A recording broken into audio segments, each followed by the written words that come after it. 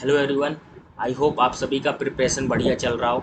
आज हम इस वीडियो में बात करने वाले हैं कौन कौन से चैप्टर आपके लिए बहुत ज़्यादा इंपॉर्टेंट रहने वाले हैं आने वाले नीट 2024 में। इसका एनालिसिस आपके सामने लेकर आए हैं।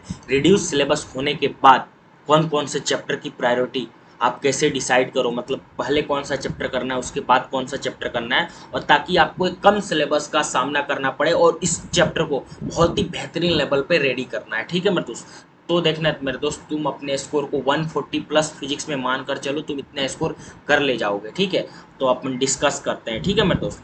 अब मेरे दोस्त, लेप वन के इंपॉर्टेंट चैप्टर लिस्ट पे अपन बात करने वाले हैं कि रिड्यूस सिलेबस होने के बाद कौन कौन से चैप्टर आपके लिए इंपॉर्टेंट है। तो ये लेप वन है। इसमें मेरे दोस्त इस तरह से मैंने सीक्वेंस अरेंज किया है ताकि आपको इनपुट कम देना पड़े, आपको आउटपुट मैक्सिमम मिले। इस सीक्वेंस में मैंने अरेंज किया है। ठीक है मेरे दोस्त। तो पहला चैप्टर देखो, यहाँ पे मॉडर्न फिजिक्स है। 5 से 6 क्वेश्चन एवरी ईयर पूछे गए हैं। अब रिसेंट ईयर लास्ट 5 ईयर के डाटा के अनुसार बता रहा हूँ। ठीक है मेरे दोस्त, ये देखो, ये 6 क्वेश्चन है ना। 23 में, 22 में 6 क्वेश्चन मॉडर्न फिजिक्स से पूछे गए। मैंने मिनिमम क्वेश्चन लिया, 5 से 6 क्वेश्चन तो मिलने वाला है तुम्हारे एग्जाम में। ठीक है। करंट इलेक्ट्रिसिटी सिमिलरली 4 से 5 क्वेश्चन। ठीक है मेरे दोस्त। ऐसे ही सेमी कंडक्टर 3 से 4 क्वेश्चन। और मेरे दोस्त ये ऐसे चैप्टर है ना जिसमें से बहुत ही ऐसे टॉपिक को एलिमिनेट किया गया है, यानी बहुत सारे चैप्टर हैं जिसमें से कुछ एलिमिनेट ही नहीं हुआ है। ऐसे टॉपिक को रिड्यूस किया गया है जिससे क्वेश्चन रिसेंट ईयर में पूछे ही नहीं जा रहे थे, जिसको आप भी ध्यान से नहीं पढ़ते थे। फॉर एग्जाम्पल देखो, करंट इलेक्ट्रिसिटी में पोटेंशियोमीटर हटाया। पोटेंशियोमीटर से रिसेंटली क्वेश्चन नहीं आते थे, आप भी उस पर ध्यान कम देते थे। और देखो, सेमीकंडक्टर में क्या हटाया? ट्रांजिस्टर। ट्रांजिस्टर से रिसेंट ईयर में क्वेश्चन ही नहीं देखे जा रहे थे आपके एग्जाम में, वो ट्रांजिस्टर हटाया सेमीकंडक्टर से। और अल्टरनेटिव करंट 2 से 3 क्वेश्चन हर साल दे देता है तुम्हें। ठीक है, मैं तो रिसेंट ईयर में अल्टरनेटिव करंट से बहुत भर भर के क्वेश्चन पूछे जा रहे हैं। पहले नहीं आते थे इससे मेरे दोस्त, एसी से क्वेश्चन अब आ रहे हैं। काइनेमेटिक्स 3 से 4 क्वेश्चन। ठीक है मेरे दोस्त, किसी किसी ईयर में 5 5 क्वेश्चन पूछे गए हैं काइनेमेटिक्स से, लेकिन मैंने एवरेज आउट करके 3 से 4 क्वेश्चन लिखा है। ठीक है। ऐसे रे ऑप्टिक्स में 3 से 4 क्वेश्चन। ठीक है। Movement of inertia RBD. अब मेरे दोस्त, मैं नहीं बोलता पूरा रिजिड बॉडी डायनेमिक पढ़ो, उस उतना वर्थ इट भी नहीं है इसके लिए बहुत ज्यादा टाइम वेस्ट करना है, क्योंकि रिजिड बॉडी डायनेमिक्स से ओवरऑल 2 से मैक्सिमम 3 क्वेश्चन पूछे जा रहे हैं तुम्हारे नीट एग्जाम में, जिसमें से maximum question movement of inertia से रह रहा है। ठीक है मेरे दोस्त। रिसेंट ईयर में ही movement of inertia single topic से 2 क्वेश्चन पूछे गए हैं। ठीक है, मैं एक सेम पेपर में 2 2 क्वेश्चन पूछे जा रहे हैं मूवमेंट ऑफ इनर्शिया से। तो एक क्वेश्चन तो मिनिमम मान के चलो तुम्हारे एग्जाम में मिलने वाला है मूवमेंट ऑफ इनर्शिया से। ठीक है, तो जस्ट इतना पढ़ लो, काम बन जाएगा। ठीक है, क्योंकि बहुत ज़्यादा टाइम लगाने का इधर वर्थ इट नहीं है। आई होप तुम्हें मालूम है तुम्हारे लिए टाइम कितना वैल्यूएबल है। ठीक है, तो सही से इस्तेमाल करो। सिमिलरली ग्रेविटेशन से एक नॉर्मल चैप्टर है, 2 क्वेश्चन मिलता है। ठीक है। इलेक्ट्रोस्टैटिक एंड कैपेसिटेंस ऑफकोर्स एक अच्छा चैप्टर है, तुम्हें अच्छे से पढ़ना पड़ेगा। तो तुम इसके जितने भी क्वेश्चन पूछे जाएंगे, 4 से 5 क्वेश्चन पूछे जाते हैं इलेक्ट्रोस्टैटिक से। 5 क्वेश्चन रिसेंट ईयर में इलेक्ट्रोस्टैटिक कैपेसिटेंस मिलाकर पूछे गए। ठीक है मेरे दोस्त।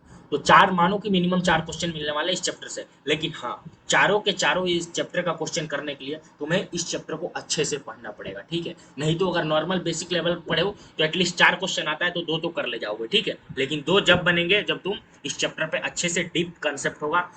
बहुत हार्ड क्वेश्चन करने की जरूरत नहीं है, कंसेप्चुअल अंडरस्टैंडिंग अगर आपका बेटर होगा तो इजिली कर ले जाओगे। Next, work power energy. ये टफ चैप्टर नहीं है, इजिली तुम्हें 2 क्वेश्चन दे के जाएगा, 8 मार्क्स यहाँ से फिक्स मानो। Basic mathematics and dimensional analysis and unit conversion. बहुत लोग बोलेंगे अरे यार क्या डायमेंशनल एनालिसिस में बहुत सारी चीज हटाई गई है, इसका मतलब ही नहीं करने का। मैं मेरे दोस्त अभी भी बोलता हूँ, बात को मानो और इस चैप्टर को बहुत अच्छे से करना। ठीक है, मैं मेरे दोस्त इसलिए नहीं बोल रहा हूँ कि डायमेंशनल एनालिसिस से तुम्हें अगर डायरेक्ट क्वेश्चन नहीं मिलता है फिर भी कोई बात नहीं, तुम्हारे सामने ऐसे क्वेश्चन आएंगे ना ऑप्शन में, बहुत सारे क्वेश्चन फंसते हैं, तो वहां पे डायमेंशनल एनालिसिस करके, डायमेंशन को देख के, यूनिट को देख के आप ऑप्शन एलिमिनेट करके सही ऑप्शन टिक करके आ जाते हो। समझ में आ रहा है? इसलिए डायमेंशनल एनालिसिस तुम्हें आना चाहिए। और मेरे दोस्त उसके साथ तुम्हें बेसिक मैथमेटिक्स, तुम्हें मिनिमम लेवल पे इंटीग्रेशन, बेसिक बेसिक बहुत ही बेसिक इंटीग्रेशन डिफरेंशिएशन आना चाहिए मेरे दोस्त। ठीक है, और तुम्हें ट्रिग्नोमेट्री का बेसिक नॉलेज होना चाहिए। यूनिट कन्वर्जन, इसके साथ यूनिट कन्वर्जन तो बहुत इंपॉर्टेंट है। रिसेंट ईयर में मेरे दोस्त 2 से 3 क्वेश्चन होल पेपर में सिर्फ यूनिट कन्वर्जन पे देखे जा रहे थे, जो कि लोगों से नहीं बन रहा था, गलती करके आ जा रहे थे, क्योंकि उनको यूनिट कन्वर्जन नहीं आता, उनको रेडियन का यूनिट कन्वर्जन करने नहीं आता। समझ में आ रहा है? छोटी छोटी यूनिट कन्वर्जन नहीं आता, लीटर को मीटर क्यूब में कन्वर्ट करना नहीं आता, गलती करके आ जाते हैं, नहीं बनता क्वेश्चन। समझ में आ रहा है? रिवोल्यूशन पर मिनट को रेडियन में नहीं कन्वर्ट कर पाते। तो ये सब यूनिट कन्वर्जन तुम्हें सीखना पड़ेगा। तो मेरे दोस्त देखो, लेप 1 चैप्टर के प्रायोरिटी चैप्टर है, इसमें से मानो चैप्टर टोटल चैप्टर 10 है, 11 तो मैंने अपने तरफ से ऐड किया है। ये नॉलेज है तो तुम काफी 5 से प्लस क्वेश्चन तुम्हारे फुल पेपर में इससे इस कंसेप्ट से बन जाएंगे, ठीक है, इसका नॉलेज इस्तेमाल करके। तो ओवरऑल कितने क्वेश्चन होते हैं मेरे दोस्त, ये टोटल लोअर लिमिट ऐड करोगे 5 4 3 2 3, तो ये मेरे दोस्त कितने आएंगे 34 क्वेश्चन। ये मैं हायर क्वेश्चन ही पूछ रहा हूँ, मैंने माना कि मॉडर्न फिजिक्स से सिर्फ 5 ही क्वेश्चन पूछे गए तुम्हारे एग्जाम में लोअर लिमिट को, और करंट इलेक्ट्रिसिटी से 4 ही क्वेश्चन, सेमीकंडक्टर से 3 ही क्वेश्चन, तो मेरे दोस्त ओवरऑल कितने होते हैं 34 प्लस क्वेश्चन होते हैं। समझ में आ रही बात? 34 प्लस क्वेश्चन यानी कि 136 मार्क्स पके पकाए तुम्हें मिल रहे हैं सिर्फ इतना टॉपिक को कवर करने पे, और इसको कवर करने के बाद तुम्हें डायरेक्ट लेप 1 पे बढ़ना है, ठीक है, और इसको बहुत अच्छे से मेरे दोस्त करना है, और मैं बताऊंगा इसको अच्छे से करने के लिए तुम्हें क्या चीज फॉलो करना है, ठीक है। अब मेरे दोस्त लेप 2 चैप्टर की बात कर लेते हैं। ये भी चैप्टर मेरे दोस्त बहुत आसान आसान से चैप्टर है यहाँ पे भी। अब यहाँ पे मैं होल चैप्टर नहीं लिया हूँ, फिर देखो यहाँ पे टॉपिक है, subtopic organ pipes in wave and wave on string. अब तुम्हें मालूम है वेब चैप्टर कितना बड़ा है, तो सबको पढ़ना ये टाइम वेस्ट होगा। अगर तुम्हारे पास टाइम नहीं है तो ऑफकोर्स टाइम है तो जाओ अच्छे, अगर जिनके ऑलरेडी 150 प्लस स्कोर कर रहे हो मॉक टेस्ट में, उनके लिए सब कोई फॉलो करने की जरूरत नहीं है, उनको हर चैप्टर अच्छे लेवल पे कवर करना है। जिसके लिए जिनके मेरे दोस्त 60 मार्क्स आ रहे हैं, 80 मार्क्स आ रहे हैं, उनको अगर 140 प्लस स्कोर करना है, उनके लिए बता रहा हूँ, क्योंकि अभी तुम्हारे पास टाइम नहीं है कि तुम हर कुछ को डीप लेवल पे पढ़ पाओ, क्योंकि तुम्हें अदर सब्जेक्ट भी कवर करना होता है, ठीक है। एक चैप्टर अच्छे से करने से, एक सब्जेक्ट अच्छे से करने से तुम्हारा नीट नहीं क्लियर होने वाला है, जेई में नहीं है, ठीक है मेरे दोस्तों, बातों को समझो, समझ में आ रहा? तो यहाँ पे organ pipe and wave on sting, इसी से मैक्सिमम बार क्वेश्चन पूछे जाते हैं, ठीक है। तो ये दोनों टॉपिक को कवर कर लेना है, ठीक है, एक क्वेश्चन कंफर्म मिलेगा इससे। ऐसे ही similarly elasticity, Young modulus, bulk modulus, खेला खत्म, स्ट्रेस स्ट्रेन, बस इतना ही है। और इसके इंफॉर्मेशन होने के बावजूद तुम एक क्वेश्चन कर पाओगे, जस्ट बेसिक नॉलेज होने के बाद इलास्टिसिटी में, इतना छोटा चैप्टर है, एक लेक्चर का होगा, 1 से 2 लेक्चर का, ठीक है।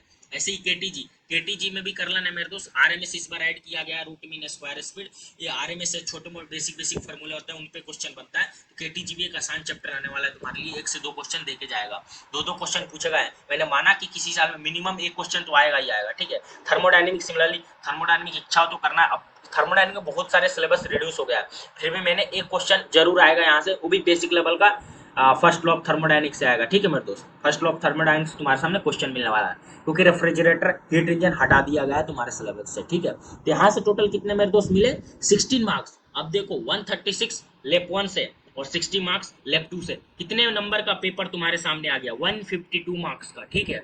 तो मैंने माना 152 मार्क्स है, तो एटलीस्ट गलती किया तो तुमने मान लो 12 मार्क्स तुम नहीं ले पाए, फिर भी 140 प्लस 135 प्लस नंबर इजिली लेके आओगे, ठीक है, इतने चैप्टर अच्छे से करने पे। अब देखो ये चैप्टर है ही नहीं, ये चैप्टर तो मेरे दोस्त यही थे, टोटल 10 चैप्टर मानो, ये 10 चैप्टर तुम्हें करना है बस। ये तुम्हें सब टॉपिक बताया छाट कर, बहुत मेहनत करने के बाद ये आउटपुट तुम्हारे सामने लेकर आया हूँ, ठीक है मेरे दोस्त। ये किस किस टॉपिक से क्वेश्चन एक्चुअली पूछे जाते हैं, बहुत एनालिसिस करने के बाद ये तुम्हारे सामने लेकर आया हूँ, ठीक है। तो आई होप इसका तुम बेहतरीन तरीके से इस्तेमाल करो और बेटर करो, मॉक टेस्ट में स्कोर करो, ठीक है। अब ये तो बात हो गई मेरे दोस्त करना क्या है, अब कैसे करना है ये तो क्वेश्चन अभी भी है, तो जानते हैं अब करना कैसे है, ठीक है मेरे दोस्त। तो देखो तुम्हें क्या करना है, पहले क्लास नोट्स एंड क्लास में जो क्वेश्चन कराए गए हैं उसको कवर करना है। आप जहाँ से भी पढ़े हो, ऑनलाइन ऑफलाइन, जिस भी कोचिंग में एनरोल हो, जिस भी कोचिंग से पढ़ा है, तो वहाँ पे आपने क्लास नोट्स बनाया होगा, क्लास में जो क्वेश्चन कराया होगा टीचर ने उसको आपने लिखा होगा, तो उसको पहले रिवीजन करना है, उस क्वेश्चन को अच्छे से पहले समझना है, ठीक है। उसके बाद लास्ट 20 ईयर्स के पीवाईक्यू करना है, ठीक है मेरे दोस्त। लास्ट 5 ईयर्स नहीं, लास्ट 10 ईयर्स नहीं, लास्ट 20 ईयर्स रॉक करोगे फिर एग्जाम में मेरे दोस्त, इससे बाहर क्वेश्चन नहीं आने वाले। देन उसके बाद शॉर्ट नोट्स करना है, ठीक है। इसके बाद last 20 years and class notes और क्लास क्वेश्चन, इसके हाथ ही जब ये करोगे ना, क्लास नोट्स करोगे, क्लास के क्वेश्चन करोगे, लास्ट 20 ईयर्स के पीवाई कुछ करोगे, तो इसके साथ ही साथ तुम्हें शॉर्ट नोट्स बनाते जाना है, समझ रहे हो बात को। शॉर्ट नोट्स इसके साथ ही साथ बनाते जाना है। अब तुम्हें नहीं मालूम शॉर्ट नोट्स कैसे बनाना है, तो इसका मैंने वीडियो ऑलरेडी डाल रखा है चैनल पे, जाकर देख लेना, ठीक है। उसके बाद जब ये तीनों चीजें साथ में चलते रहे, इसके साथ तुम्हें पैरेलल 2 वीक में जैसे तुम्हारी मतलब कंफर्टेबिलिटी हो, ठीक है, तो हर वीक भी एक मॉक टेस्ट दे सकते हो, या फिर 2 वीक बाद भी एक मॉक टेस्ट दे सकते हो, लेकिन जितना सिलेबस तुम्हें आता है, या फुल सिलेबस दे सकते हो तो फुल सिलेबस का मॉक टेस्ट देना। वीक में दे सकते हो एक मॉक टेस्ट, या फिर 2 वीक में एक मॉक टेस्ट दे सकते हो, अभी तुम्हारे पास टाइम है। हर दिन मॉक टेस्ट नहीं देना, 3 3 दिन पे मॉक टेस्ट नहीं देना, क्योंकि अभी तुम्हें बहुत सारी चीजें कवर करना है, ठीक है। तो आई होप ये वीडियो तुम्हारे लिए काम कर आया हो। अगर इस वीडियो से थोड़ा सा भी तुम्हारे अंदर कुछ वैल्यू ऐड हुआ हो, तो वीडियो को जरूर लाइक करना, शेयर करना और कमेंट करके बताना कि वीडियो तुम्हारे लिए हेल्पफुल रहा कि नहीं, ठीक है मेरे दोस्त। तो मिलते हैं नेक्स्ट वीडियो में, जब तक के लिए keep planning, keep exploring, see you in the